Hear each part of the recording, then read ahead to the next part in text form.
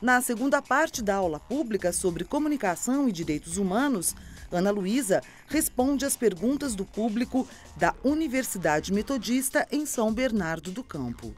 Gostaria de questionar uma coisa, né, que colocou, acho que muito bem, mas, a meu ver, a cidadania não se resume a essa coisa do documento. O ser cidadão é muito mais, né? É primeiro ter consciência de si, ter uma postura social e política, né?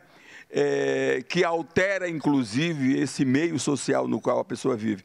Então, eu acho que, e esse neoliberalismo que você colocou aí, né? Que tem no mercado, que tem a questão do individualismo e do econômico como paradigma principal, isso, de certo modo, ao contrário de facilitar o avanço da questão da cidadania, ele trava, possibilita uma falsa democracia e trava o acesso aos direitos humanos. Eu acho que impede, a meu ver. O sistema, o grande sistema, impede. Eu acho que o senhor tem toda a razão, né? O neoliberalismo, ele acaba se transformando num véu, né, que esconde a face verdadeira das coisas, né, que não nos dá a possibilidade de entender como é que as coisas funcionam, como as coisas do mundo funcionam, como a situação do planeta funciona. Eu tratei a questão da certidão de nascimento apenas por uma questão pontual, né, que a gente estava falando de pautas, né, de temas que devem ser observados, foi um pequeno exemplo disso, mas eu acho que é verdade sim. A gente tem sempre que ter em mente que existe um sistema político, né, que não é nada favorável à vida, né, ela tem toda uma questão de capital que mobiliza, que esteriliza praticamente as nossas boas ideias e grandes ideias, mas que isso tem que ser observado sim. Eu acho que perceber isso é uma função também da comunicação, da educação, da filosofia. A senhora levantou um ponto que a senhora disse que os meios de comunicação não mostram tanto os direitos humanos quanto seria necessário. Qual seria uma opção que a senhora julga válido para que nós todos possamos mudar isso? Não só as mídias em si, mas todos os cidadãos. Eu acho assim que não está bom, né, a quantidade de temas ligados aos direitos humanos que a grande imprensa e a imprensa alternativa ou popular condicionam em seus veículos, tem sido favorável, tem sido um movimento interessante, a gente tem tido exemplos bons, mas não é suficiente porque até agora não conseguiu transformar o mundo e nem a sociedade, né? Não que a transformação vá ser uma coisa de uma hora para outra, mas eu acho que ela é em processos, né? E nesse sentido, existe um processo temporal que eu acho de conscientização que tem muito a ver com a formação dos novos profissionais, né? Os jovens que estão agora estudando, vocês têm um compromisso muito importante. E assim, e não é uma questão de ficar jogando isso nas costas de vocês. Ah, não, vocês vão ter que mudar o mundo. Não, muita gente veio tentando mudar o mundo, né? Esse é um esforço que não acaba, né? Cada momento histórico a gente tem necessidades, a gente tem expectativas e tem forças falando para onde vai, para onde não vai, né? Então eu acho que assim, uma boa formação, né, tá atento ao mundo, olhos abertos, né, não ficar bobão lá, interessado apenas nas coisas mais simplórias da vida, mas sim procurar se muscular, né? Tem uma pessoa muito querida que diz assim, engraçado, as pessoas nunca estão contentes com o corpo que tem, vive fazendo dieta, cortando cabelo, implantando cabelo, mas se contentam com a cabeça que tem, né? Então acho que é uma coisa importante assim, pode ser um exemplo bobo, mas assim, eu acho que a gente não precisa ficar apenas criticando, falando, né, e se localizando lá na frente. A gente tem que pensar, organizar e ajudar, né, a sociedade a criar formas de crescer. E eu acho que estudando é uma grande possibilidade. Acho que a imprensa pode ficar melhor com profissionais melhores, com profissionais mais bem formados, com profissionais antenados, né?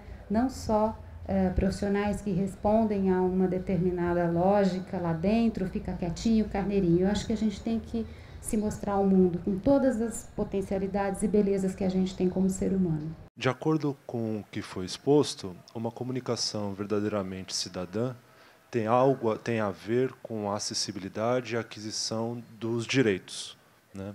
Infelizmente, essa não é uma realidade de 9 mil, mais ou menos, em relação aos últimos dados, 9 mil de refugiados aqui no Brasil.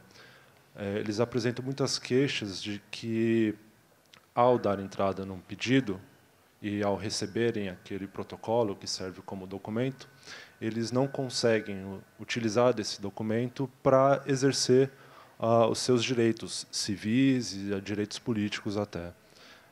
Gostaria que a senhora comentasse um pouco desse processo dos imigrantes, dos refugiados e da dificuldade que eles encontram por conta dessa comunicação, ainda hoje, não cidadã. Eu não sou uma especialista em refugiados, eu acho que tem muita gente importante que estuda isso, que avança nessa literatura e acompanha, né, esse movimento, que não é só aqui no Brasil, né, que é um movimento internacional, tráfico de gente, mudança de gente, migração, isso é uma grande questão de direitos humanos, né?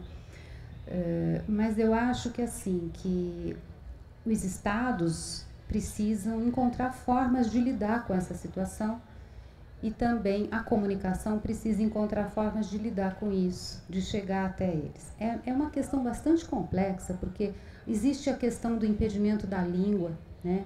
A gente sabe que a maior parte dos refugiados chegam num país sem saber a língua. Então, assim, é uma dificuldade muito grande de, a princípio, se localizarem nesse novo lugar, começarem a se relacionar com as pessoas, com os vizinhos, enfim. Eu acho assim, eu não tenho uma resposta para isso, mas eu acho que, pelo menos, se a gente pensar que essa é uma pauta muito atual em todo o planeta, e os veículos de comunicação em todos os seus níveis, né? Sejam os grandes veículos como os novos, os populares e alternativos, se voltarem um pouco para a reportagem, para entender como é que isso está acontecendo, como é que está a situação dos refugiados, eu acho que a gente começa a ter um outro desenho, um outro rascunho. Não sei se isso resolve, porque acho que também é uma questão de política nacional e internacional também, mas eu acho que já ajuda a desvelar. Quero dar um exemplo importante nisso que você tocou. A questão de 2 semanas atrás, o Estado de São Paulo fez uma matéria fabulosa sobre crianças refugiadas na escola. O repórter é o Vitor Brandalize, e ele é uma pessoa bastante comprometida, enfim, tem feito matérias muito interessantes. E o Vitor coloca uma questão horrorosa, que professores da rede pública municipal, né, têm encaminhado crianças, filhas de refugiados que estão na escola, para a área de saúde mental, dizendo que são pessoas com déficit de atenção, com dificuldade de aprendizado.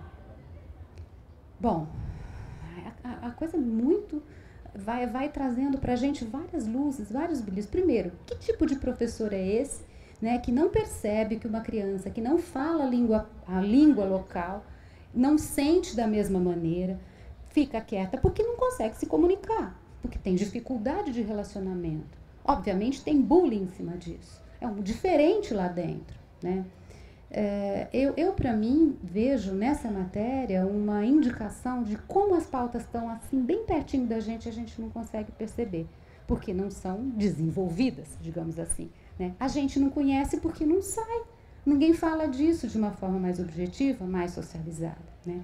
Então, eu acho que, nesse sentido, está atento para o que está acontecendo no mundo, para as coisas novas, para essa nova novidade, mas, enfim, para essa coisa nova que está se rascunhando no desenho da globalização, que essa é uma questão muito importante, né? Não é possível um professor jogar uma criança para a área da saúde dizendo que tem déficit, sendo que tem tantas coisas que trazem, né? Ela traz junto da sacolinha dela de afetos e de dificuldades essa questão, né? Eu não sou daqui, eu sou de algum lugar e eu não consigo me localizar ainda nesse novo lugar. Vou pensar melhor nessa questão das crianças refugiadas, porque, como faço pedagogia, isso é muito interessante. Eu achei, assim, a questão da certidão de nascimento, todas as informações que ela trouxe foram muito edificantes para nós. Deu um norte muito interessante.